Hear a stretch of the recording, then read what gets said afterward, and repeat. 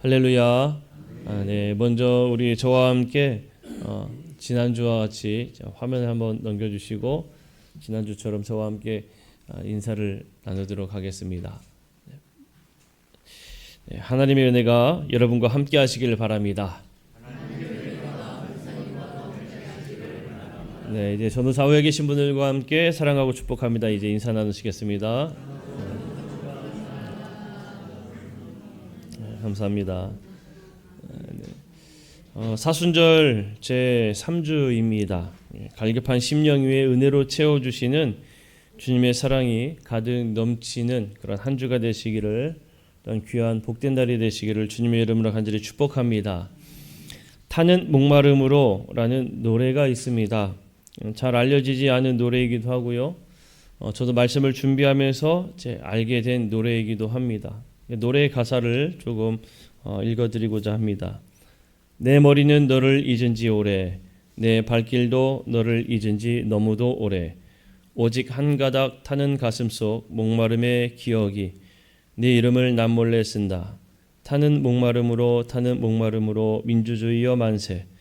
살아오는 저 푸른 자유의 추억, 되살아나는 끌려가던 벗들의 피 묻은 얼굴, 떨리는 손, 떨리는 가슴, 치떨리는 노여움에 서툰 백목 글씨로 쓴다.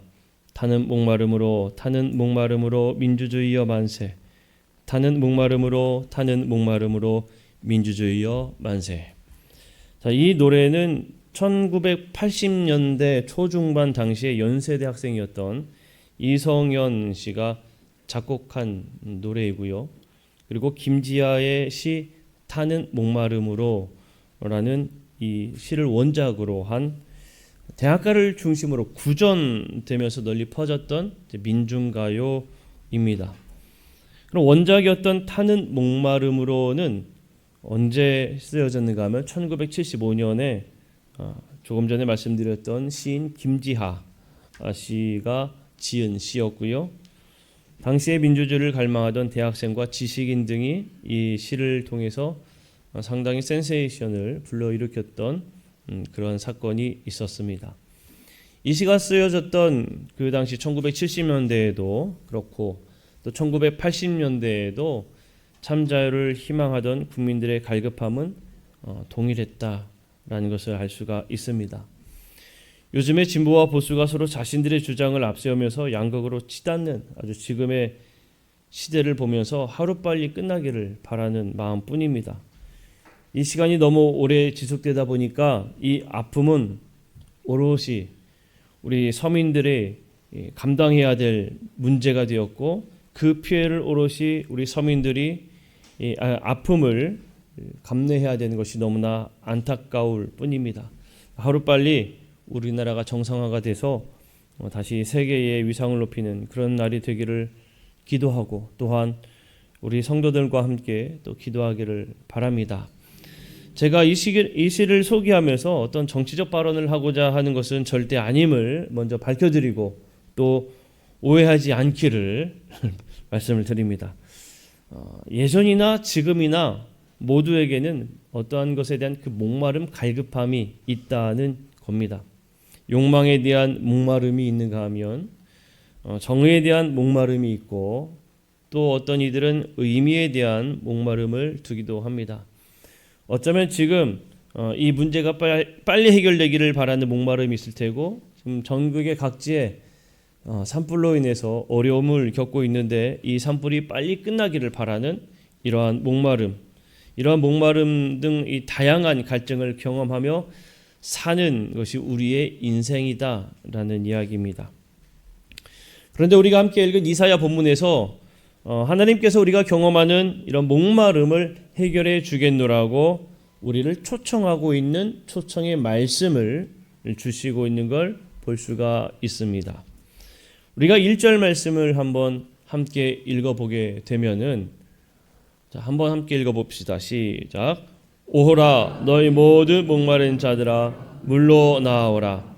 돈 없는 자도 오라. 너희는 와서 사 먹되 돈 없이 값 없이 와서 포도주와 젖을 사라. 아멘. 자, 본문의 이야기를요, 우리가 요즘의 말로 한마디로 표현하면은 어떻게 표현할 수 있을까요? 여러분 모두 다 공짜입니다. 그냥 와서 드십시오. 그냥 제공하는 겁니다. 와서 마시면 되고 먹으면 됩니다. 이렇게 우리를 초청하고 있는 이야기입니다. 돈이 없어도 되고요. 그냥 가서 먹기만 하면 된다라고 우리를 초대하고 있는 거예요. 본문을 잘 읽어보면 지금 초청하고 있는 이 화자는 초청받는 이들, 지금 초대받고 있는 이들이 무엇이 필요한가 너무나 잘 알고 있다는 것이죠. 목마른 자들아 물러 나오라. 갈급함이 있다는 것을 알기에 그들에게 그 갈급함을 해결해 줄 물이 여기 있으니 나오라고 초청하고 있는 겁니다. 여러분, 이렇게 아무 값 없이 제공해 주겠다고 말해주고 있다면 여러분들은 어떻게 하시겠습니까? 예를 들어서 이제 조금씩 더워지고 있습니다. 그렇죠? 우리 물건숲에 열심히 운동하시는 분들도 많고 산책하시는 분들도 많은데 열심히 운동하고 산책했더니 뜨거운 태양볕에서 너무 갈증을 느낄 때 물을 마시고 싶다 하고 그런 마음이 들 때에 한켠에 와서 드십시오. 생수 그냥 드립니다. 와서 드세요라고 이야기하면 여러분들은 어떻게 하시겠습니까? 그냥 지나치시겠습니까? 저라면 당장 가서 그 물 하나 얻어 마시겠습니다. 무료라고 준다고 하면 그냥 다들 가겠죠. 지난 목요일이었던 20일에 내동천 마을에서 바람개비 학교 개원식이 있었습니다. 바람개비 학교의 교장 선생님이 여러분 혹시 누군지 아십니까? 우리 교회에 출석하고 있는 교회 학교의 학생 김봄 학생이 교장 선생님입니다. 마을 축제로 열렸어요. 여러분 누구든지 축제에 초청받아서 가면은 그 초청받은 축제에서 무엇을 누릴 수 있을까요? 지난 그 바람개비 학교 개원식 있을 때에도 그냥 마을 축제로 이루어진 게 아니라 음식들을 준비해 두었습니다. 왜 준비해 두었겠어요? 초청되어 온 사람들에게 드시라고 준비해 둔 거죠. 그 음식을 먹기 위해서 그 음식 비용을 지불해야 될 필요가 있었을까요? 없었습니다. 그냥 가서 먹으면 되는 거예요. 우리는 초대를 받으면 그 초대권을 들고 가서 그냥 먹기만 하면 되는 겁니다. 그러니까 무료로 가서 지금 부르고 있는 이 초청하는 자의 의도를 가만히 생각해 보면 어쩌면 그냥 한켠에 준비해 둘 터이니 먹어라 이것보다도 축제로 준비해 두었으니 마음껏 와서 먹어라 이렇게 우리를 부르고 있구나라고 생각할 수가 있는 겁니다. 자, 그러면 지금 본문 속에서 이야기하고 있는 목마른 사람들은 어떤 사람들을 두고 이야기하는 것일까라는 겁니다. 이사야 55장 2절과 3절을 읽어보면은 그 목마름이 어떠한 목마름인가를 우리에게 말해주고 있습니다. 2절과 3절을 우리 함께 한번 읽어보도록 하겠습니다. 너희가 어찌하여 양식이 아닌 것을 위하여 은을 달아주며 배부르게 하지 못한 것을 위하여 수고하느냐. 내게 듣고 들을지어다.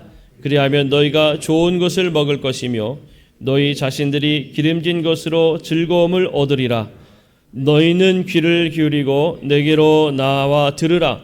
그리하면 너희의 영혼이 살리라. 내가 너희를 위하여 영원한 언약을 맺으리니 곧 다윗에게 허락한 확실한 은혜이니라. 아멘. 자, 여기에서 빨간 글씨로 표현했지요. 무엇이 산다고 이야기하고 있습니까? 영혼이 살리라 라고 이야기하고 있습니다. 결국에 그 목마름에 대한 대상은 우리의 일상적인 생활을 넘어 우리의 영이 살 거라고 우리를 초청하고 있는 말씀이다라는 거예요. 본문의 말씀은 1차적으로 보게 되면 바벨론의 포로로 잡혀있던 유대민족들을 향해서 말해주고 있는 내용입니다. 포로로 잡혀있던 백성들은 어떤 마음이 있었겠습니까? 그들의 고향 땅, 그들의 고국인 이스라엘을 향하는 갈망하고 있는 그 마음이 아주 간절했을 것입니다. 그리고 그 가운데 힘겹게 살아가는 서러운 그들의 마음 또한 그들의 삶 속에 아마 내포되어 있을 것입니다. 포로 생활을 하고 있는 백성들에게 하나님이 주시는 이 메시지는 그들을 해방시켜 주겠노라 하는 선포의 말씀이기도 합니다. 그러면 겨우 이 이스라엘 백성들을 향한 그들에게만 향한 말씀이겠느냐라는 거예요. 우리가 이 말씀을 우리의 삶에 비추어서 한번 생각해 보고자 합니다. 여러분, 우리가 지금 살아가는 삶은 자유된 삶을 살아가고 있습니다. 포로된 삶을 살아가고 있지는 않지요. 그러니까 이스라엘 백성들과는 조금 다른 모습을 우리는 생각하겠지만, 그러나 한번 생각해 보세요. 우리가 자유함을 누리는 것 같지만 자유함을 누리지 못하는 삶을 이 세상의 모든 사람들이 살아가고 있습니다. 각자의 갈급함을 찾는 목마름이 있다는 겁니다. 내게 만족해 줄 수 있는 그 무언가가 모두에게는 다 하나씩 있다는 거죠. 아주 다양하게 있습니다. 어떤 사람들은 그것이 가족이기도 하고요. 어떤 사람들은 그것이 물질이기도 하고요. 어떤 사람들은 그것이 명예이기도 합니다. 이러한 것들로 사로잡혀 있어서 오히려 그 갈급함을 주체하지 못해 우리를 부추기는 그러한 모습들, 그러한 우리의 마음들도 우리는 발견하게 된다는 거예요. 결국에 우리는 자유한 삶을 살아가고 있는 듯하지만 자유하지 못한 매여 있는 삶을 살아가는 인생들이다라고 말할 수가 있는 겁니다. 모두가 다 우리의 욕심과 욕망에 다 하나씩 사로잡혀 있다라는 이야기이죠. 그런데 본문에서 모든 갈급함을 가지고 있는 이러한 사람들에게 오기만 하면 해결해 준다고 하니 얼마나 좋습니까? 어떤 값비싼 대가를 지불하지 않아도 되니 얼마나 감사한 일입니까? 우리는 이 초청을 받아서 마찬가지로 그 초대에 응하기만 하면 됩니다. 그러면 지금 그 마실 영원한 것을 주겠노라고 오라고 하는 이 화자는 누가 되겠습니까? 이스라엘 백성들을 향해 선포하고 있는 이 말씀은 또한 우리에게 선포하고 있는 이 말씀의 주인은 바로 하나님이 되십니다. 하나님께서 우리에게 오라고 이야기하고 있는 거예요. 오라, 나에게 오라, 내가 너희들의 모든 것들을 해결해 주겠노라, 그렇게 말씀하고 있는 겁니다. 하나님께 나아간다라는 것은 어떤 모습일까? 우리 생각해 봅니다. 우리가 하나님 앞에 나아간다는 것은요, 우리의 방식, 내 욕심, 내 욕망을 포기하는 그것을 말해주는 겁니다. 이사야 55장 7절 8절을 한번 읽어볼게요. 자, 함께 한 목소리 읽어보겠습니다. 시작. 악인은 그의 길을, 불의한 자는 그의 생각을 버리고 여호와께로 돌아오라. 그리하면 그가 긍휼히 여기시리라. 우리 하나님께로 돌아오라. 그가 너그럽게 용서하시리라. 이는 내 생각이 너희의 생각과 다름이요 내 길은 너희의 길과 다름이니라. 여호와의 말씀이니라. 아멘. 자, 특별히 이 7절 말씀에서요, 두 번 강조하고 있는 내용이 있죠. 그게 무엇입니까? 돌아오라는 겁니다. 한 절에 두 번이나 강조하고 있는 것은 그만큼 두 번이나 언급하고 있는 것은 강조하고 있는 겁니다. 돌아오라는 거예요. 그러면 여러분, 돌아간다는 것은 무엇을 의미할까요? 돌아가기 위해서는 어떻게 해야 될까요? 여러분, 돌아가기 위해서는요, 가장 먼저 해야 되는 게 뭐냐면 가던 길을 포기해야 합니다. 내가 가던 길을 포기해야만이 돌아설 수가 있는 겁니다. 포기하지 않으면 돌아설 수 있을까요? 돌아설 수 없지요. 계속적으로 내가 가던 길을 가게 될 뿐입니다. 자, 오늘 이 시간에 우리가 포기해야 될 것들은 무엇인지, 또 돌아가야 된다는 그 의미가 무엇인지 저는 고린도전서의 말씀을 통해서 함께 나누고자 해요.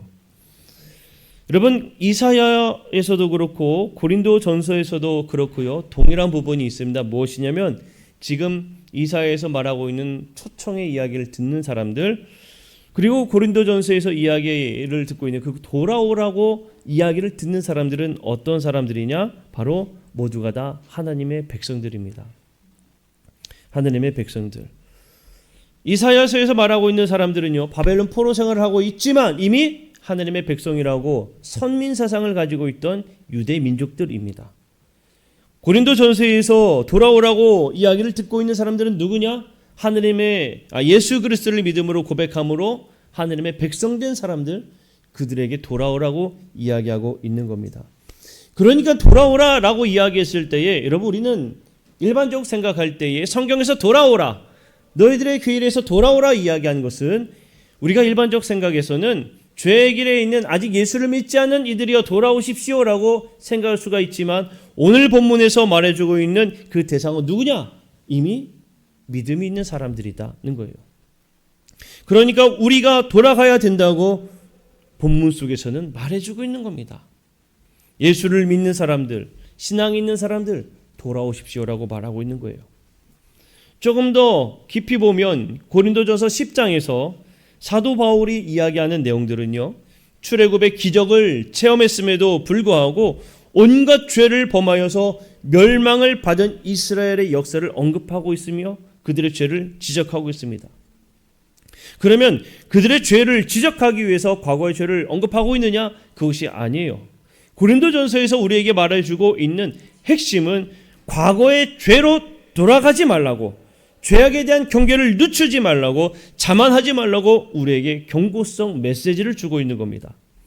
우리가 포기해야 하는 것은 다름이 아니라 예전의 삶을 살았던 예전의 그 죄된 모습들, 그 습성들을 모두 다 버리라 이야기하고 있는 거예요.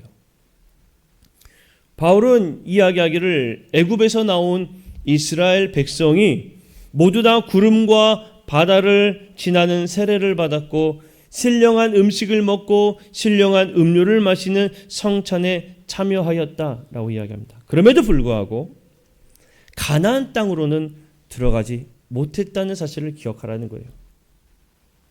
이것을 지금의 우리의 말로 우리에게 이야기를 한다면 세례를 받고 성찬에 참여한다고 해서 모든 사람이 하나님 나라에 들어간 것은 절대 아니라는 경고성 메시지라는 겁니다. 경고의 의미는 다름이 아니에요. 예전의 욕망, 욕심으로 비롯한 그 죄의 유혹이 있을 테니 자만하지 말고 자기 자신을 돌아보라고 권면하고 있는 내용이라는 겁니다. 여러분, 죄의 유혹은 모든 사람들에게 다가옵니다. 여기 서 있는 강단에 서 있는 저에게도 죄의 유혹은 다가옵니다. 그렇기 때문에 나는 괜찮다, 나는 이겨나갈 수 있다는 자만심을 가지고 있어서는 절대로 안 된다라고 말해주고 있는 거예요. 우리가 언제 넘어질지 모르니 늘 깨어있으라 우리에게 말해주고 있는 겁니다.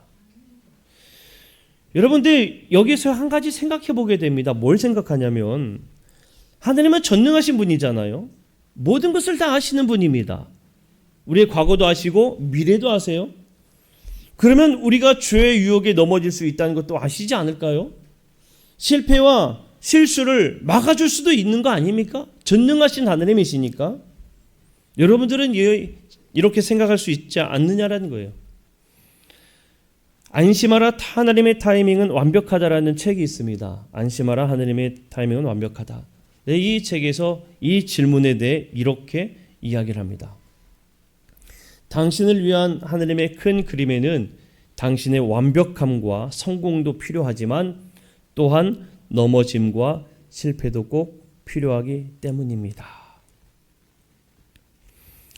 금빛 물감 있죠. 그림을 보다 보면 금빛으로 된 그 그림들 있지 않습니까? 금빛 물감이 그 큰 그림 안에서 진짜 금빛으로 빛나기 위해서 반드시 필요한 색깔이 있다고 합니다. 여러분, 그 색깔이 무엇인지 아십니까? 바로 검은색이라고 합니다.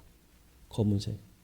검은색이 그 안에 있어야 그 금빛이 더 금빛으로 빛난다라는 이야기예요.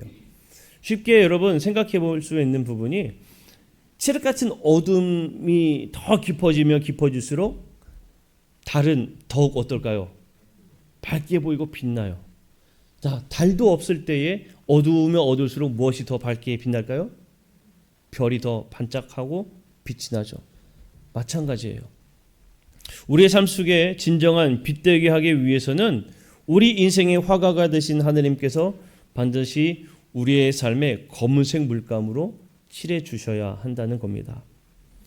반드시 어둠과 실패도 하나님이 허락해 주셔야 된다는 거예요. 왜냐하면 우리를 깨트려야 우리가 더욱 빛이 날 수 있기 때문에 그렇다는 겁니다.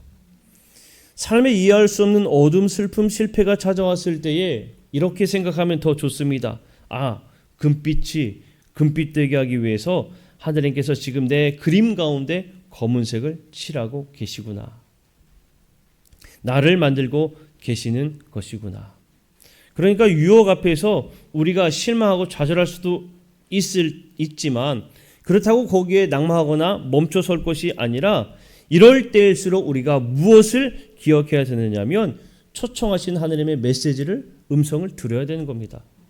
내가 죄악 가운데 넘어졌을 때, 내가 실패하여 넘어졌을 때, 좌절하여 있을 때에 나에게로 돌아오라 말씀하신 우리는 그 음성을 듣고 하나님께로 돌아가야 되는 거예요. 우리가 그렇게 돌아갈 때에 우리는 더욱더 빛이 나게 되고 그 은혜가 얼마나 귀한지 알게 된다는 겁니다. 여러분 혹시 식객이라는 영화를 보신 적이 있습니까?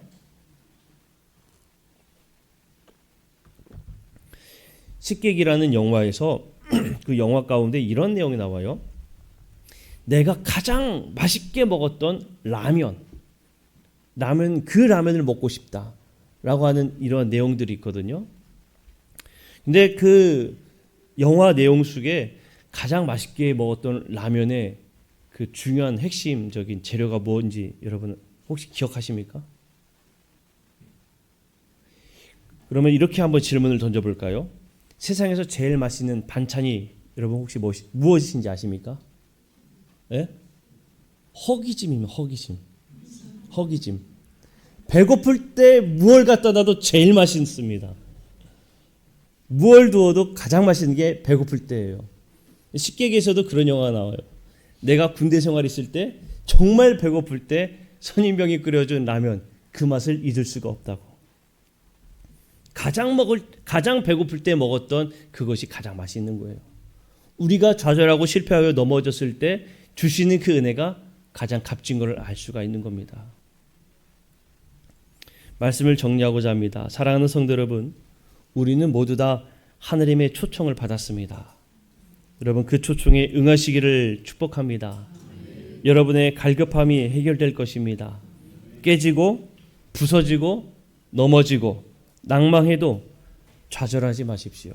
오히려 하나님께서 더욱 빛나게 하시고자 하는 섭리가 그 안에 있습니다. 그리고 우리에게 언제든 열려있으니 와서 먹으라고 우리를 부르고 있습니다. 우리는 그럴 때일수록 더욱 하느님 앞에 나아가야 될 줄로 믿습니다. 그리고 우리가 깨지고 넘어지지 않기 위해서 선줄로 생각할 때 넘어지지 않기 위해서 더욱더 겸손히 하느님의 말씀을 붙잡으며 기도해야 될 줄로 믿습니다. 내가 더욱더 온전한 믿음을 가지고 있다고 생각할 때일수록 더 겸손함으로 하느님의 말씀을 붙잡고 기도하십시오. 하느님께서 우리를 도우시고 붙잡아 주실 것입니다. 오로지 하느님을 붙잡음으로 인하여서 우리의 목마름을 해소하시는 그 은혜가 가득 넘치는 우리 모든 성도들의 삶이 되시기를 주님의 이름으로 간절히 축복합니다. 오늘 말씀을 생각하면서 우리 주만 바라볼지라 함께 찬양하고 기도하길 원합니다. 하나님, 내가 오직 주님을 바라보면서 그 초청에 응하여 하나님이 주시는 그 모든 것들을 누리는 삶을 살기 원합니다. 우리의 목마름을 채워 주옵소서. 우리 주만 바라볼지라 찬양하고 간절한 마음으로 함께 기도하도록 하겠습니다.